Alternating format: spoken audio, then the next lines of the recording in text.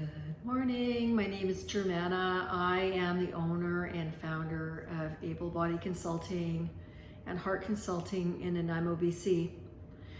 I've been fortunate enough to be gainfully employed as a personal trainer and nutritional therapist, as well as a hypnotherapist for a little over 30 years. And I'm still going strong. I'm still doing what I love, which is helping people to help themselves. One of the things that I'm really kind of coming back into an awareness how powerful it is for us as human beings to have boundaries around the world outside of ourselves and really call for time for ourselves, time for quiet, time for, making some nice healthy food and eating that food, time for our connection to our spiritual self, our heart, our emotional self, and time to really acknowledge the people and the situations in our life that we're sincerely grateful for. As we age, things happen. People pass away, the world changes, and if we're not careful, that can really rob us of living our so-called best life. And the best life that we have is what we do with the day that we're in. I have a daily practice in the morning. I light a candle, I do some meditation, I do some hypnotic reprogramming to remove any obstacles that are in my way of being my best self. And what I've learned is, how natural it is for us to be afraid. And if we don't sort of unpack that fear and replace it with love, which is what we really are, if we don't do that, then we are robbed of living in a place of personal power and of contribution in the world. When I asked myself what was my soul's journey to be here, it was to teach love. And I picked parents that did not show me that I was lovable. So I had some pretty heavy wounds. And so then I come back in and say, what's the most loving thing? What do you really need?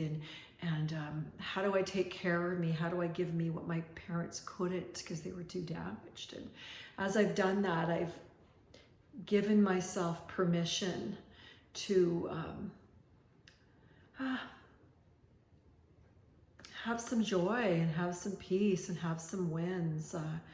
When we do 1% more than what we think we can do, we're actually moving towards solution and joy. Our mind is usually the most powerful tool that defeats us if we're not careful. So then learning to go, oh, there's that thought, but I'm not that thought, and go, what's the most loving thing to do here? And when we do that, then we do things and say things and share things in a way that allows us to not regret that day that we have, lived and clocked another day or another year. My goal is to encourage you, no matter who you are and where you are in your life, to know that your life matters, that you are precious, and that, if you've got a problem, you can let others help you, and you can also, step away and look at yourself objectively. How could I be my own best friend? What would I need to hear? What would I need to see to believe that I'm okay? And learning to do that for ourselves is a form of reparenting. And when we're afraid, that little part of us, that child part, takes over. And then if we're not careful, it runs and ruins our life because we become needy and fearful. And all I'm wanting to say is that you have tools to live a really meaningful life no matter where you are. So I teach people how to take care of their body, to nutritionally feed their body so it's not being poisoned by convenience foods that eventually makes us sick. And then learning to move into our spiritual self. That's the part of us that doesn't ever, when you're intuitive and you're like, how did I know that? That's your spirit and your subconscious. And also to just live today as if it's a very precious gift, because it is. To tell the people that are in your life whatever you need to tell them, but remind them that you love them.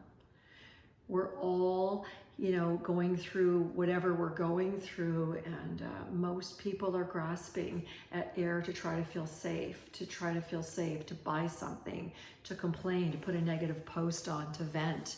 And whatever we focus on expands. So it's super important that if you're going to focus on something, ask, is this love or is it fear? And if it's fear, own it, and then find a way to acknowledge it and go, okay, now I'm going to see that there's fear and I'm going to let it move out. I'm going to let go of it. If we don't do that, then it will destroy your mental health, your physical health, and your relationships. Because, you know, there's an old saying, fear, the acronym for fear is, you know, feel everything and recover. And most people just think that they have to live in fear, and it robs us of our life.